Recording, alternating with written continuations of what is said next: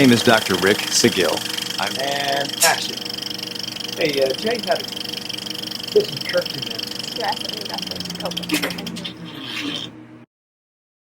And action. Hey everyone, it's Dr. Rick. And Adam had a question about what to do with regards to eating and fighting cancer. But if this is the first time you're finding me, don't forget to hit the subscribe button down below and the alert button to find out when I do new videos. And if this helps you as far as information, please give a thumbs up because it does help the channel. So I did put COVID here because, spoiler alert, the same things that we do to fight cancer would essentially be the same things that I would want my patients to do to get ready for COVID. So with regards to Adam's question about cancer, I think it's a valid question, but the easy thing is, if you have developed cancer in your 50s now, try not to do anything that you've been doing for the last 5 decades. That's the easy thing.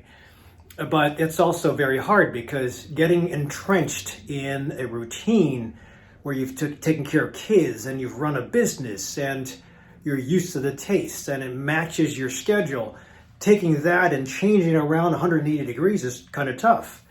It really takes a stepping away from your career and your family, so to speak, because it really, the things that we've padded ourselves with as far as friends you hang out with, grocery stores that you go shopping at, how you stock your fridge, how often you stock your fridge, what movies you like to watch, what you like to have as far as snacks, how you like to support your exercise, all that is contiguous and interwoven so that if you just try to change your food without changing the lifestyle, it's really hard. The short answer is, if I was to stop anything, it would be this. And I have. So this is my steak, egg, and cheese bagel from 2011. And I did have an older one from the 90s, but my wife threw it out thinking it was old because it was in the basement in a white bag. And these are the 10 packs of sugar that I used to have in my coffee from McDonald's. Large coffee in Wheaton, and then one of these. And you can tell from 2011, it's not too bad looking. I did have a hash brown in here somewhere, and there is the receipt if you don't believe me. So I had a hash brown in here somewhere, and the hash brown, I believe, died. It pulverized. So maybe there is something true about the food in the hash brown, but this thing, even the cheese, I still see a piece of cheese over here. So bottom line is, I was used to that, and because I exercised so aggressively, I did indoor triathlons, did a marathon or two, I thought I was in good shape. So I said, I'm deserving of that steak, egg, and cheese bagel every morning. And I also rationalized and said, I was deserving of the beer I had at night to turn off the coffee from I had during the day. And then the next day I'd say, well, I am deserving of the coffee because I'm too tired from the beer I had the night before.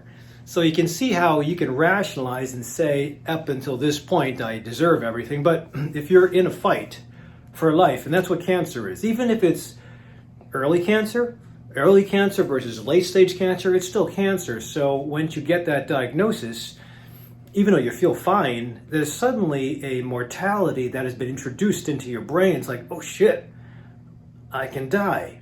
And I think it's important to come to a realization that the direction that if it's not serving you, like if you've got to the point where you're in your 50s and you have a cancer, that means the activities, the lifestyle that you've been doing up until now have not served you. That cancer is a possible doorway into early death, just like this COVID thing is.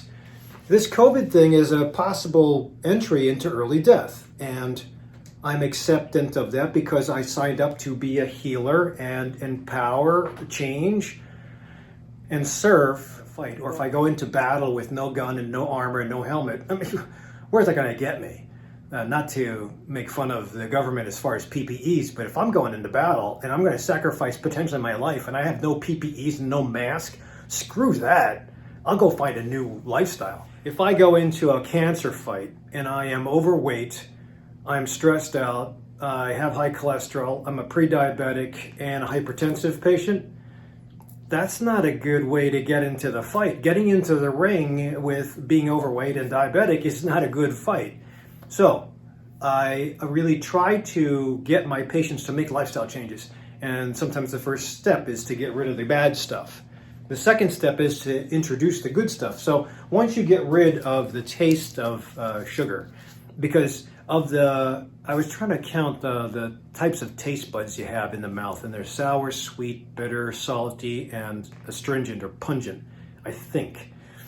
Correct me or put it in the comments down below. I'm missing one of them. But sugar, when it's put in the mouth, is so overpowering that the other senses, the other tastes don't get a chance, and you kind of just dominate your sense with sugar. So when you get rid of the sugar, the other taste buds pop when you feed them what they are built for.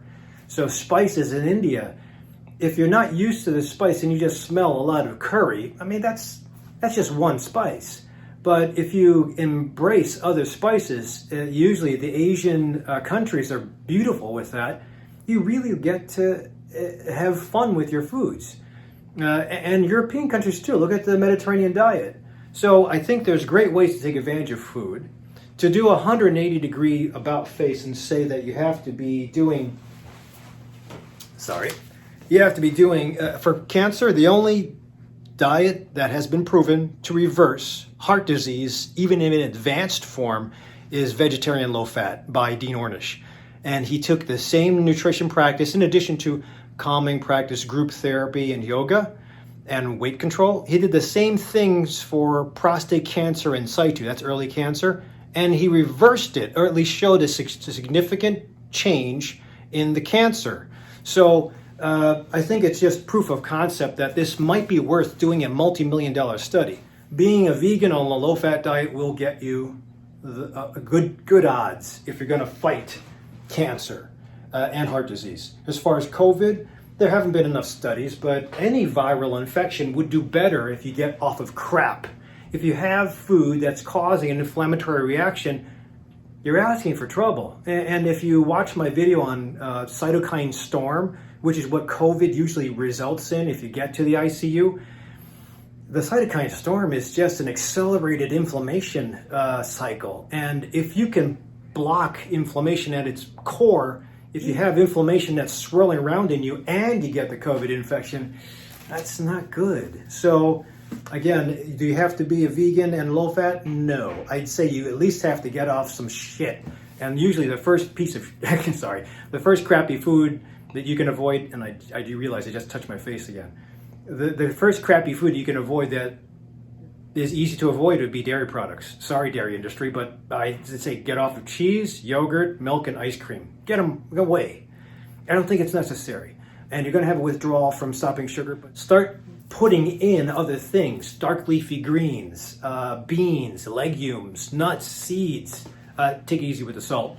But I think there's a lot of great things you can take advantage of that, and I'm a bodybuilder. I have not lost any muscle mass since I became a vegan 18, 20 months ago.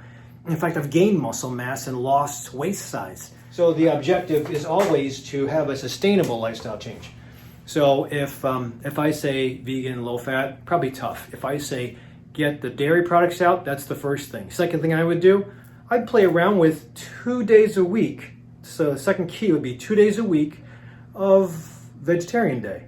So no animal products, nothing with eyes, all vegetables. And it doesn't mean you just have 3 salads. There's other things you can take advantage of. You should watch some cooking channels, go to your local Whole Foods, or maybe stop by a Fruitful Yield. In Illinois, that's what we have. Maybe, I'm not sure in your area.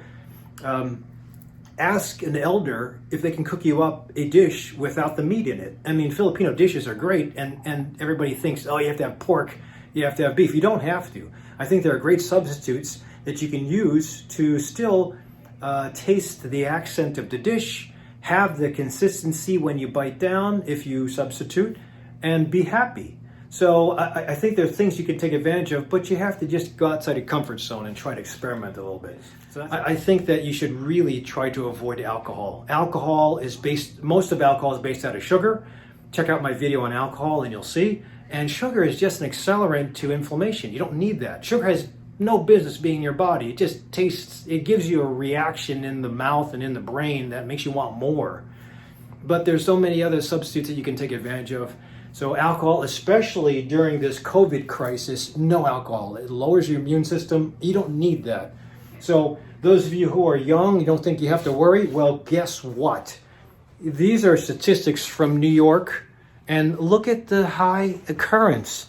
Highest occurrence is in the group that was 50 years and younger, and look, 18 to 44, highest occurrence. So this disease is presenting the COVID, not to switch from cancer to COVID, but kind of the same thing. I guess statistically, the chances are higher in this year that you'll die of COVID more so than cancer, but we're going to beat both of them. So the disease presentation in China, elderly men that smoked, different than Italy, elderly men. Different than the United States. And the United States is manifesting, and South Korea, and Spain, and UK. But the United States is manifesting youth as being the ones that get affected. Well, if you're not paying attention to what I suggested as far as a healthy lifestyle change a long time ago, time to start getting into it now. Healthy exercise, outdoor, nature therapy, exercise in the basement, got to do it. Putting away your stuff in the basement, I'm not going to change this from what to eat for cancer to what to do for COVID, but it's kind of the same thing. You got to get all the temptation foods out of there. You got to avoid the fast foods because it's so tempting. And then watching commercials on TV, you'll see food pop up.